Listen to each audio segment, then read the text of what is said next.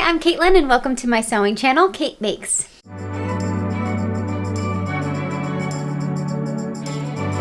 In today's video, I am going to make a summer capsule wardrobe to show you how you can do it as well. Now, this idea is slightly ambitious, but in theory, it should work because every single thing I'm making is extremely beginner friendly and self-drafted. I have strategically planned these items to be very, very quick and something that you can learn no matter what your skill level is. All you need is a sewing machine, some scissors, some elastic, and a zipper, and you can do this. No previous skills required. They are really going to be that simple, super beginner friendly, and on top of all that, very cute, very wearable for every day, and very hot weather approved because your girl is living in the desert and it is hot, hot, hot. Getting dressed has required far too much thought. I want to mindlessly choose a couple items, have them perfectly go together. So those are the kind of items I've planned today.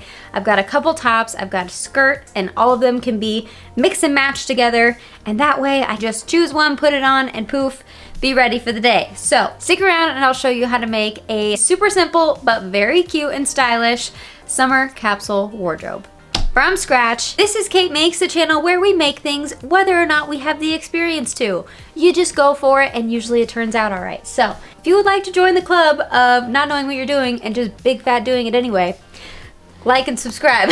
Stick around because that's what we do here. Let's get started. The thing that really kicked off this project idea was this skirt that I saw on Pinterest a few weeks ago. From what I was able to find on Pinterest, this skirt is no longer sold. It was a Max Mara, it's like over $1,000. But I absolutely love the design and just thought that this would be such a nice thing to slip on for the summer. It has the comfort of being a full-length skirt, but because it also has this like A-line feature, you also get a lot of breeziness, which is great for the summer. So I just thought this was the perfect thing to kind of base my mix and matchable outfits around. So I put this one on there and then I just started looking for tops and things that I thought would go well. I was looking for shapes that I thought would not require me to have a pattern and be something beginner friendly. So these two are really for the kind of mood and color inspiration. These were two images that I just thought, yes, this is how I want to feel this summer. And then these were more the actual designs that I want to make. So these are my top two priority pieces that we're going to be making in this video and that we're going to self-draft and then I'm going to teach you how to make. And then these two are kind of extra if I have time. This is the basic plan I want to do. A long skirt that is the hero piece and then a couple tops, all of which can be mixed and matched. Okay, so all of these projects are going to be beginner friendly, but we're going to start from the very easiest and then work our way up. So first on that list is the little tube top that I'm planning on making, which is this here. And I'm going to be making it from this brown material. Okay, so for this top, first thing you're going to need is measuring tape. First, we're gonna wanna measure where the elastic is going to sit. So whatever place you want the tube top to sit, however high and however low, those are the two measurements that you're going to need to start. So for me, I am going to put it just right underneath my armpits. Make sure there's a little bit of wiggle room there. Make sure your shoulders are down. And for me, that measurement is about 34, 35. I'm gonna go 35 just in case. And then for the bottom, I want mine to sit below where like the bottom of your bra would be. I want it to be down a little ways on my rib cage.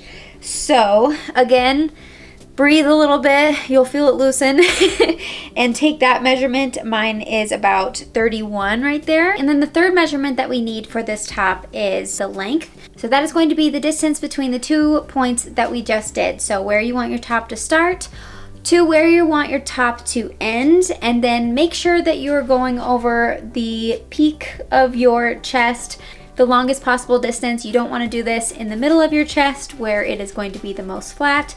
You want to follow the curve of your body and make sure that you account for that when you take this measurement. So I'm going to go from underneath my armpit down to where I want it to end.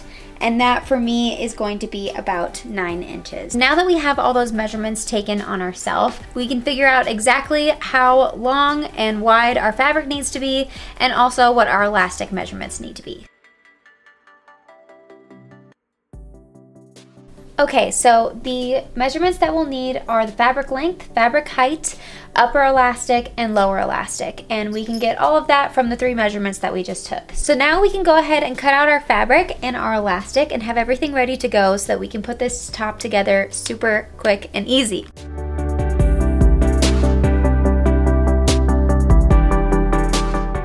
I have my two very long rectangles with the measurements that we've gone over. The first thing I want to do is finish off all the raw edges before we go any further. So if you have a serger, you can go ahead and serge along all of those edges.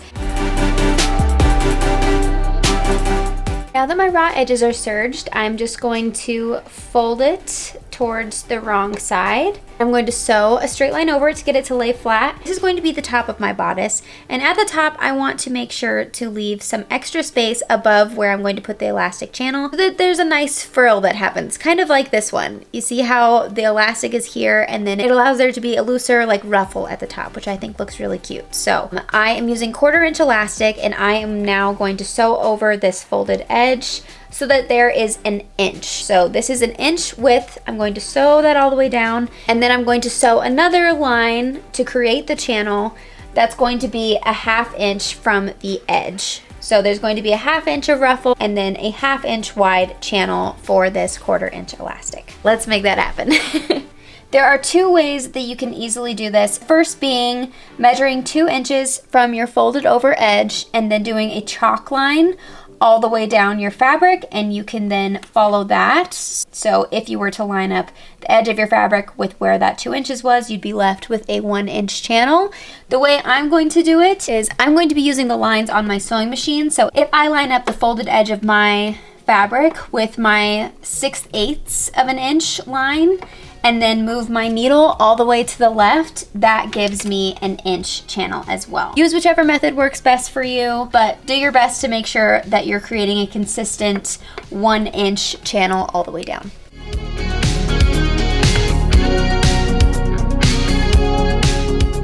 Once you have finished this, your next stitch is going to be a 1/2 inch away towards the top here.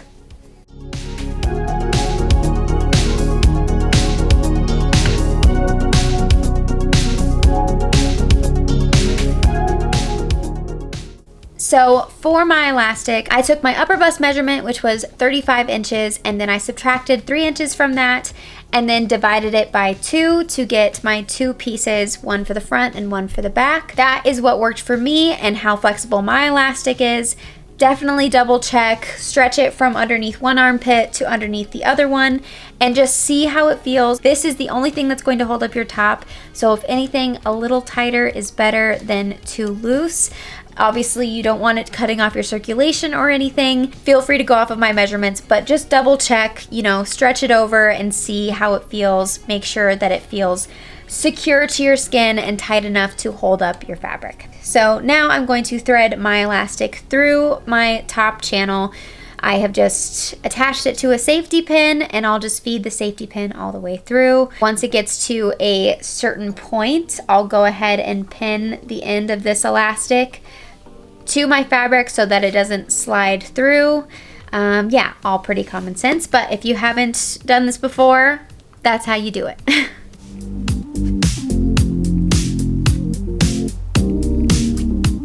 I'm going to go ahead and pin it with that extra bit hanging out. Better to have a little too much so that I can grab onto it, and I'll just keep feeding this through.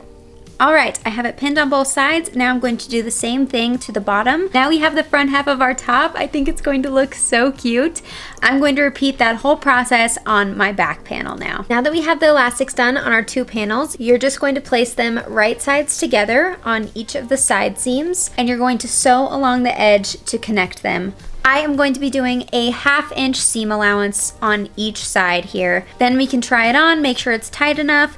If it's not, we can always come in more on each side and fix it that way. All right, we have a top. I'm going to try it on and make sure that I don't need to take it in anymore, but hopefully it fits great. We'll see. Next up, we are going to be making this top, which is a top that I have recreated before. One of my very, very early projects was trying to recreate this top. I, at the time, used an Essentials Club tutorial to kind of help me figure out how you even self-draft something. I'll link that one down below just to, you know, give credit where credit is due. I am not going to be using that tutorial. I made some tweaks to it then to get more of this shape, and I'm going to be doing it completely differently today. So I will show you how to recreate this top. Another super beginner friendly make that should be pretty quick. Just some more rectangles to sew together. This one's going to take less fabric than our tube top because we're not going to be gathering it quite as much. So we're going to take our upper bust measurement and multiply it by 1.5. And then for the fabric height, you're just going to want to measure from where you want it to hit to where you want it to fall. As I mentioned before, for this, it's really important to make sure that you're going over the apex of your bust. Obviously there's going to be some curvature that is going to be a longer measurement than if you were to just go like in the middle of your chest. So make sure that you're doing that and getting the longest measurement that you can so that you're sure how it's really going to sit on your body that has curves. And this one I want it to be a bit longer, so I'm going to go all the way down to my waist. And then I want there to be a 3-inch ruffle at the top. So to create that, I need 6 more inches because I am going to be making a channel. So it's going to be 3 inches folded over, which will be 6 inches. So for me, that measurement is 13 plus 6 inches for the ruffle, and then I also want to add 1 inch at the bottom to do a rolled hem. So for me, for safety, I am going to do 20 inches. And then our straps, I'm going to be doing 30 inches long by 2 inches wide, and I will need 4 of those because they are going to be tie straps with little bows on the top. That should give us plenty of room for that. Material wise, you can really use anything. The original one I made was out of a like thicker cotton, which worked great. But today I'm going to be making it out of a much thinner, flowier synthetic blend that gives it a very like silky look. That is our plan for this tie strap top. First, we serge all the edges.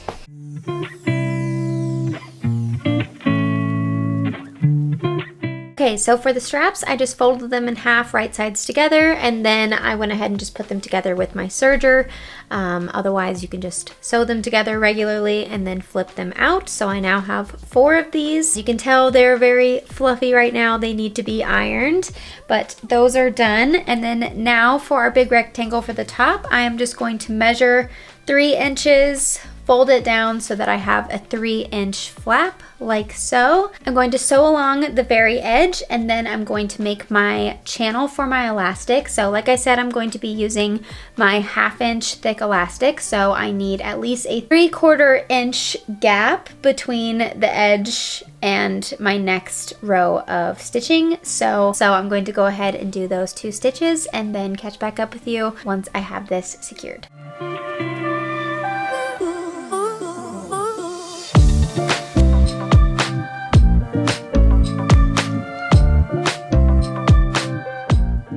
Okay, one panel is done. It already looks so cute.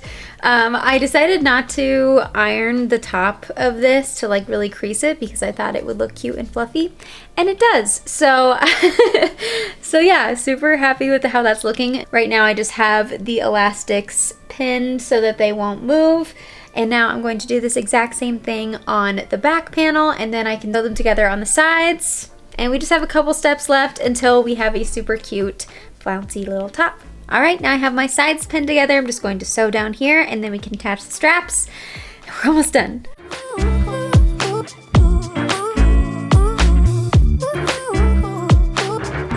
Okay, last up for this top is just to attach the straps. So all I'm going to do for that is pin it on the inside here, right where the elastic strip is, and I'm going to sew over the top stitch and the bottom stitch so that it will just blend in with where those stitches already are on the front, and that'll just attach there, and then they will peek up through the ruffle on the top. So for that, I have just, you know, put it on and pinned where I wanted them to sit. I want mine to sit fairly far over, and then just matched that placement on the back. So I'm going to go ahead and sew those in, and then this top is finished. I just did a rolled hem on the bottom here and gave everything a quick press, and it is done. Super easy. I feel like this might even be easier than the tube top. I'm not sure. Let me know down below which one you thought was an easier process. I feel like there only being the one channel on the top makes it like half the work. There's the straps obviously, but these are super simple. I'll have to do my little finishing stitch on the end of all of these. I'm so glad I did it in this lighter, flimsier fabric. I feel like the movement is really, really nice. It still looks cute in the cotton, but I think seeing it now in this, I would recommend using a more lightweight, flowier fabric because this feels a little bit fancier, a little bit more elegant. I'm going to put the finishing touches on this and you will see this one along with all the other pieces at the end. So stick around. If you've been on my channel before, then you may have seen me use Milanote. I reached out to Milanote and they very kindly agreed to work with me on this video, which I am so happy about because I feel like it is an incredible tool that you guys will love as much as I do. Milanote is a tool for organizing your creative projects that I use for many things in my life, but primarily for sewing. I use Milanote to organize all my patterns, take notes on all my makes, and plan my upcoming projects. So let's take a look at my boards for this project. Okay, so this is how my planning process usually starts. I'll make a project plan board, which you can create from scratch, or you can use Milanote's pre-made templates, which is usually what I like to start with. To do that, I'll just give you an example. If you had created a new board, it'll automatically give you this little menu here where you can choose like a mood board template or project plan, which is the one I used for this project. I usually start with one of these and then edit it myself. So my project boards usually include some inspo, a checklist, my mood board, and any other useful information that comes to mind. And then I build all of these out to really solidify my ideas and my plans. The first thing I like to do is to make a mood board because that is always the most fun. For this, I usually start out on Pinterest and find images that fit my vision or look for inspiration that I've saved. You can easily add any image from your computer, so you can just upload your own image. I'll show you how I added this one. And it'll just pop up here over on the side and you can drag it to wherever you want and resize it and crop it and, you know, do whatever you like here. I knew I wanted to make some easy to wear summer staples that would effortlessly mix and match together, so I just compiled pieces until I felt like I had the style and feeling I was going for. And I also knew that I wanted to self-draft most of them, so I was looking for shapes that I thought would not require me to have a pattern and would be something beginner friendly. I really love to mood board on here because you can do so many things at once. So you can have little titles that label everything, you can add your images, you can put notes, you can add fun colors to everything. You can do little color swatches. You can draw straight onto the board as well with the little draw tools. So if you want to underline something or add a little doodle or, you know, whatever floats your boat, you can absolutely do that on there. The next thing I do is compile the logistics part of my make, like what patterns I'm going to use. So I made a patterns and self-drafting formula board for this one. I created some tables to record all of the measurements that I'll need. And then I really like doing things this way so that all my work is saved and then I can make all of this again, but even more easily than the first time around since everything has already been figured out and recorded. So it's really nice. Basically all my sewing work that I've ever done is saved on a Milanote board that I can reference, which is wonderful. You can add tables and columns and lists and all kinds of things that just make it super user friendly. So this is what I do if I'm going to be self-drafting. And then most often for my projects, I'm usually using a pattern. So I usually put like a photo of the pattern that I'm going to use. And then my most used board on Milanote, and the one that I'm obsessed with, that I think would help any sewer to stay organized and to help them with their projects, is this one. So this board I have shown on my channel before. Every pattern I've ever bought is listed on this board and it is so useful. As you can see, I put a photo of whichever pattern it is, and then below it I like to put a note section. Now the main wonderful thing about this is that when I decide I would like to make something but I don't want to dig through every pattern I own, I would like to quickly be able to see what my options are without having to buy a new pattern. I just go to this board, I look around, I see what I have to work with, and it's so much easier. I put which size I use, I often put like how many times I've made it, any edits that I made when I made it so that I don't have to do any of that guesswork over again. I put details about the fit, the difficulty, about how long it took me to make it, just all really useful bits of information that help me plan out my project and let me know, around how much time I need to make it. And yeah, it's just the best like reference guide. I could not recommend doing this more. It really helps me to see everything that I have to help prevent me from buying more patterns than I need. And one of my other favorite things to do is to mix and match patterns to create my own design. And I think that this process is what's really helped me do that, because I can see like, oh, the bodice from this with the skirt from that would look really cute together. This is so easy. I can just grab the top from this and the bottom from that. So it really helps me use my patterns to the greatest advantage also. So if I'm going to be using a pattern, I'll reference this. I can also copy the image in the notes and then paste that straight into here so that I have it as a reference. And I don't have to go between boards or anything. I can just keep it all in one place. So I'm not using this one, so I'm going to go ahead and delete it, but that's how you would use it. So I'll keep referring back to my project board and do my favorite task of checking off my little to-do list as I go. If you have trouble planning your makes, if you love to mood board, or if you just need help visualizing your product ideas, I highly recommend giving Milanote a try. Milanote is available for free with no time limit, and you can sign up using the link in the description of this video to start your next creative project. I have found it incredibly useful staying organized and inspired project to project, and I think that you will too. So I was so excited that they agreed to work with me. Thank you again to Milanote for sponsoring this video. Now let's get back into making these projects. Okay, so now that we have made the easiest top ever, now let's make the skirt that inspired this whole project. So as a reminder, this is the skirt that I saw on Pinterest. I do think it would be beautiful in like an off-white color like this, but I am going to be making it in the brown. I am not going to be replicating this exactly, but I'm going to be making my own version, and one that you guys can make as well, because we're completely self-drafting this also. So instead of the pleats, I'm going to just be gathering the tops. So the only pieces for this skirt are going to be a waistband, we're going to need a zipper, we're going to have the big rectangle that's going to be gathered into the main skirt, and then we're also going to have a bunch of little rectangles that we're going to turn into our ruffle tier of this skirt. And that is it. So it shouldn't be too difficult. Much like the top and much like anything when you're doing a lot of gathers, it's just a lot of fabric. So it's a lot of finishing off edges. I spent last night serging the edges of a lot of fabric here. So that part can be a little bit time consuming, but very simple. Turn on a TV show and just mindlessly go over your edges until they're done. So let me show you how I figured out the measurements for this quickly so that you can do it as well. Okay, so back to our Milanote board. We're only going to need a couple measurements for this skirt. The main one being our waist measurement, which is wherever you want the skirt to sit. So for me, I want that to sit at the smallest part of my waist. So I measured there. Next, we need our large rectangle for the main part of our skirt. For this, take your same waist measurement and multiply it by 3. We're going to be gathering it onto the waistband. And then for the height, you're just going to measure from where your waistband is going to sit, so the smallest part of your waist down to the floor. Now, the next thing I'm going to do is start sewing together all of my skinny, long rectangles.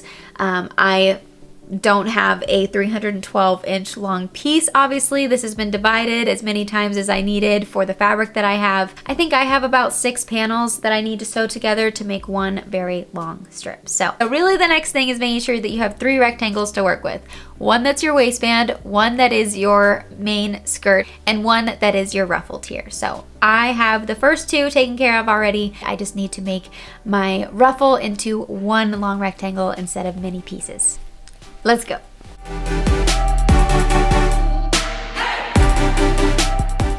For my waistband, I'm just going to fold it in half and serge the edges together quickly. Alrighty, moving right along, I went ahead and did 2 gathering stitches on the top of my large skirt piece. I've gathered it up and now pinned it to my waistband. So waistband here, skirt pinned on so that it also is sitting at 27 inches. And now I'm just going to sew this all along the top here. And technically, this would basically be a skirt. We're doing some extra stuff to it to be extra and to match our inspiration picture, but this here would be a gathered skirt. Add a zipper, poof, you're done. But we're going above and beyond here. So time to sew the waistband onto the skirt. Okay, I was mentioning something that I could show you this with, but here is our waistband and gathered skirt done. Now I'm just going to hold it where it's going to be. with the zipper in the back. Now I want to figure out where I want my slit to be. So the way that the dress is in the photo, this is not just going to be a straight slit up. It's definitely going to be more of a U shape where we cut quite a bit out to give it that more asymmetrical cut. So the main thing I want to figure out with it on is where the highest point should be. So since my ruffle is 11 inches long, that's probably going to end up being more like 10 inches. I have quite a bit of leeway, so even if I was to put my highest point right here, the skirt itself, once I attach the ruffle, is still going to be 10 inches lower than that. So I think I'd like my ruffle to hit like a little bit above my knee. So I'm going to guesstimate because that is how I like to roll, but say I want my ending to be here, I could measure exactly 11 inches up and then put my mark right here. I'm going to guess, like I said, and I'm going to put mine right about here. So I'm going to cut a straight slit up to this point and then fold the skirt in half, and I'll show you how I plan on cutting out the shape for this more U asymmetrical shaped slit. So I think it might actually be easier to show you like this. So I'm going to start at the pin, and then I am going to fold my fabric in half. I'm going to make sure that the skirt lines up with itself at the bottom because that's going to be the easiest way to tell what is straight. So now that is all aligned. So roughly we have this about right here. So that's how I'm figuring it out. I am now going to cut up here, and then I'm going to lay this flat on the ground, and basically what I'm going to do, if this is the top, keep it folded in half, and I am just going to cut a fairly narrow, more of a V shape from this point down, and then that should create that nice U. And I would start smaller than you think you need to. It's always easy to take away more. You can't add fabric once you cut it. So yeah, I'm going to go ahead and make my cut here, and we'll see how it goes. Okay, so here is where we ended up. Hopefully you can see that okay. I think that that is perfect. So on my fold line, I started about 10 inches over, and then I just cut a diagonal line up towards this pin. And it turned out like this. Perfect. It makes that nice U, V shape, and you can really just sort of wing it. I'm going to go ahead and serge the whole bottom part of my skirt, and then I can get my ruffle attached. Easy peasy, no pattern needed, really intuitive skirt design, nothing too crazy. I kind of can't believe that the original skirt is as expensive as it is. Of course, part of that is it's a designer name, part of that is that the fabric is probably very nice. It's not a bed sheet, for example. They did do the pleats, which is a little bit more time consuming, but yeah, you can really get the same exact skirt design for next to nothing and, you know, half a day's work, so highly recommend.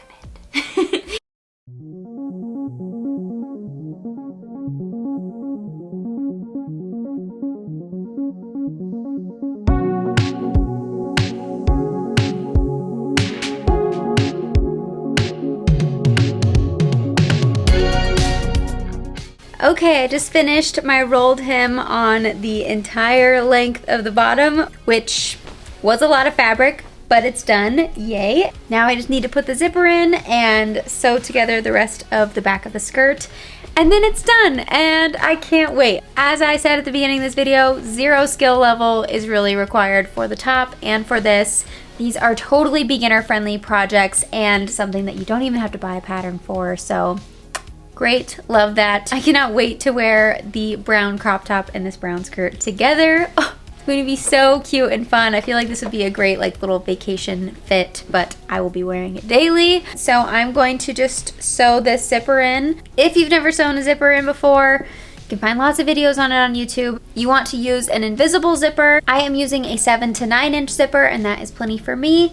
You just want it to open up enough so that you can get it up over your hips, of course. Personally, I do not have a zipper foot. All I do is just roll the zipper open like this and sew as close to that line as possible. The closer you get, the better. But if you get too close, it'll keep your zipper from zipping up. But even if you don't have a zipper foot, you can absolutely sew on a zipper at any skill level. If you don't get it perfect the first time, just unpick it, do it again. It's 9 inches of stitching, nothing too crazy. The other thing to note, just in case you've never done a zipper, is you want to, if you have your zipper facing towards you, like it will be once it's done, what you want to do is unzip it and then fold it over onto your fabric. So the zipper will be sticking out like this, and you're just going to twist this, which might seem wrong, but it isn't. You'll just twist it, flip it over, and then you'll align the very top of the plastic bit, the top of your fabric, and then pin it down and sew it just like I mentioned. And then once it's done, it will flip this back and you'll be able to easily zip it up. So that is how you do an invisible zipper. If you want more in-depth instruction on that, there are a million videos on YouTube that can do it better than I can. And most zippers come with a little instruction manual, and they do a very good job of explaining. So I think you got this. Sew in your zipper and poof, we are done with this skirt. I cannot wait to wear it.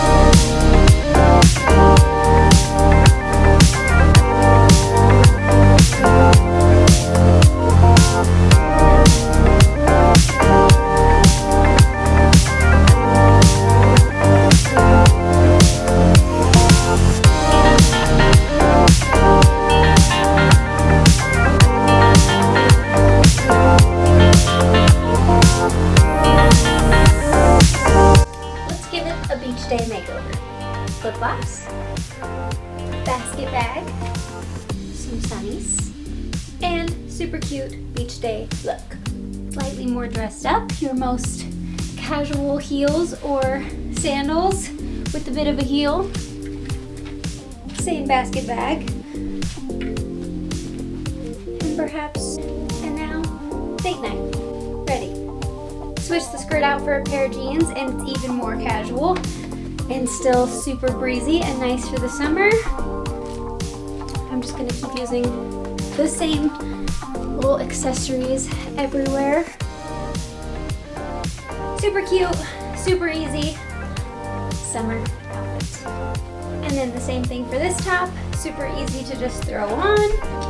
Some black sunglasses, black bag, nude shoes or black shoes, and super cute for summer. And then the way I'll probably wear it most, tennis shoes, white top, brown skirt, black sunnies, black purse. I know some people have a thing with the black and brown.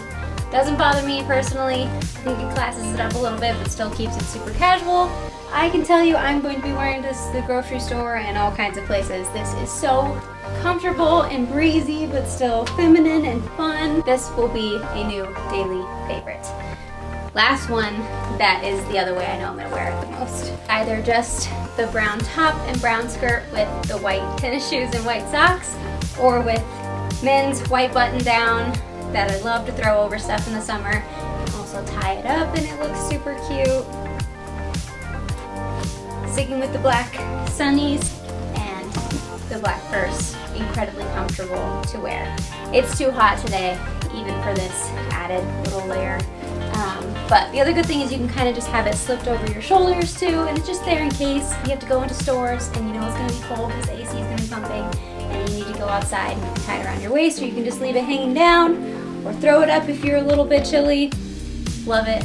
So easy to layer, so easy to make super cute, but it's still so comfortable. So yeah. Thank you so much for watching. I hope you enjoyed learning how to make these 3 self-drafted, super beginner-friendly pieces.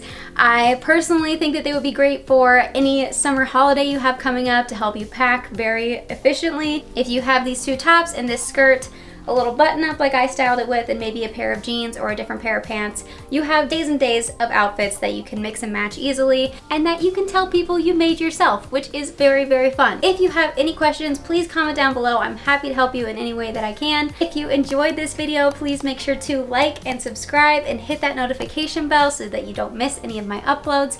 I would love to have you around here more often. As I said earlier in this video, this is a channel where I make things and I encourage you that you can make them too, because seriously you can. It's never as difficult as we think these things are. If you're looking for a fun hobby to get you away from doom scrolling on your phone, or if you just need a new creative outlet, or if you just love clothing and would like to try making your own, this is the channel for you. So I hope I see you around here again, and I hope you have a wonderful day and a wonderful week, and I will talk to you guys soon. Bye.